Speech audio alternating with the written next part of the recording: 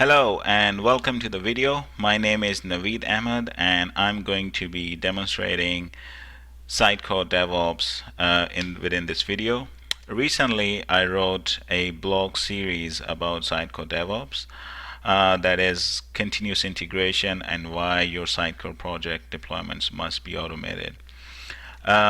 There's like 8 parts to my blog series, and the basic idea is to streamline the process of deployment from your QA, from your local machines to your QA machines or to your production servers with one single click of a button, which means traditionally what happens is people will create a package and they will zip some files up and then they'll FTP and oops, they will miss something and something's not going to work and then they're going to complain.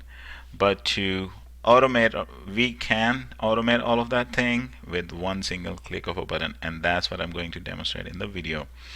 So here's an architecture that I'm going to follow. I'm going to work on my local machine, make some changes, do some commit to my local repository. Then my team city is going to look at those commits, get the latest code, and deploy it on my QA server. So that is the model that I'm going to follow. The rest of the blog post tells you like what are the tools and technologies that we are going to use, and there's also a step-by-step guide for each and everything. Some of the top tools that we will use are SQL, Hedgehog Team Development or TDS, Sitecore Glass, Slow Cheetah to create config transforms, Team City Server, and Sitecore Ship. This is just my stack tool, but you are free to choose your own stack tool. Instead of TDS, you can use Unicorn. Instead of Glass, you can use Fortress or something else. Instead of Git, you can use SVN. Instead of TeamCity, you can use Jenkins or Visual Studio Team Express. It's totally up to you. And instead of Sitecore Ship, you can use basically use any other TDS out of the box deployment tool.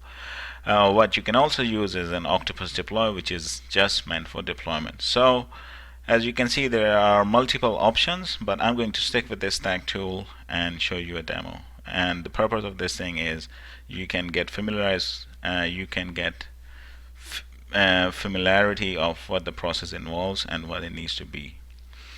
Okay, so let's, as mentioned in the blog post, I have my project set up. It's not based on the Helix principle. It's just like a standard plain on project, one project, but it can be done with the Helix thing. So within my project, and then within I have MyProject. Then I have some TDS projects like TDS Core, TDS Master, TDS Content, and TDS System. So what I've done is actually, if I'll take you to the front end of my website, is I've added a new body text demo page or body text field through content editor.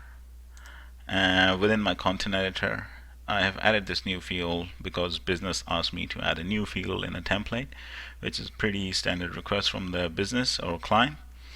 And I have added the code behind and published it on my local machine, and it all works fine. So now I need to push these changes to QA so my QA team can test it and verify it. But as you can see, it doesn't have the body text field here, and it doesn't have a body text field in this content editor on my QA machine. What I also have here is my team city setup. Where you could see that I've done few deployments prior to this demonstration, and then in this tab here I have all the build step configure, which got the first step is NuGet installer, Visual Studio build, deploying TDS Core packages, deploying TDS Master packages, deploying TDS Content packages, and then publishing them. Okay, so enough of me talking. Let's get the ball rolling. So what changes that I have made are pretty simple. I have added this new body item in my TDS. which has automatically updated my models file, which means I could add this thing, a new field to my body thing, a new field on my rendering using glass. And I'm at a stage where I need to check these things in. So I'm going to check in all these files and I'm going to commit these settings. And once I do commit, I can do push. So I'm pushing it to my repository, and assuming that there's no network issues or anything, is gone through. Oh, and what you see here is a Slack notification. So I've also configured my Git repository to notify me every time there's a check-in in my project code. This is a really nice way if you have a big team to track. So as you can see, as soon as somebody made a commit, I get this notification in my channel. So by default, you can use emails, but emails are so old and boring that you don't want to use it. You want to use Slack because it just notifies you that what time somebody made a commit and who made a commit, and there's a commit ID and you can navigate to it. We also have a channel for TeamCity, so every time a build is running, I can look into my TeamCity things. Okay, so a commit has been made and it's been pushed. And in my TeamCity server, I can instantly see that there's a one pending change which says added new body text field. 5 new files have been added, as you can see. A lot of these are the files in the edit. And what I'm going to do next is I'm going to click run. As soon as I hit run, I get another notification which says, well, somebody just started my TeamCity project. So it says project demo build started. So it's gonna take some time for it to get sources from the GitHub and build it and compile it. So while it's doing that, I can take you through a previous one which was pretty similar to this one, but or we can go into the build logs and just see what's going on. So this GIF here is showing that the build is running, and as you can see, the build is running, is building up the target, is going through it,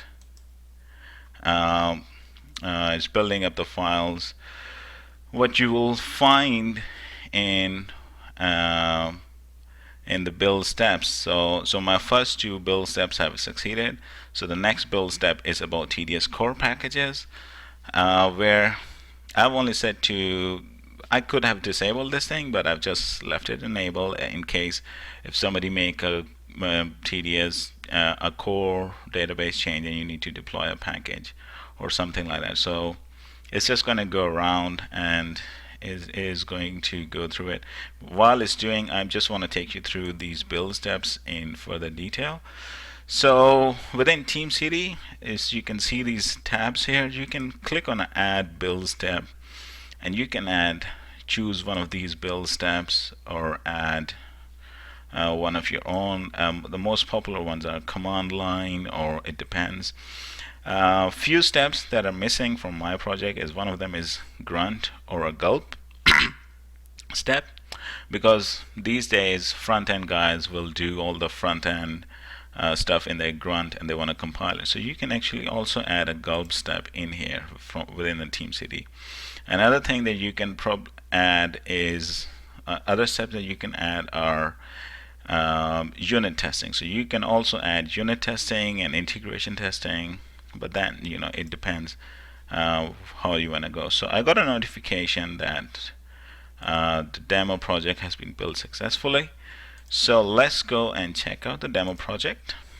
Okay, so everything's fine, and let's just refresh the site. So if I reload, it will take up some time to reload this page as well as this page, because on the first initial build it's going to take up some time. So while it's reloading, I can navigate back to this thing and I can show you what happened in this step here. So if you look at this thing, TDS master package deployment, it basically took the package and it started adding content to my Sitecore thing, and if I look for body tags, I could see that there is a body tag here.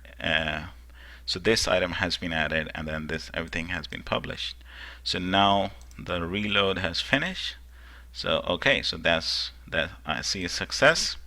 There's a body text demo, and then if I go here, I also see a body text demo. So I went from a local to my QA with one single click of a button. Isn't that amazing? And also, I got notification when I was checking in. So that's it. Thank you for watching.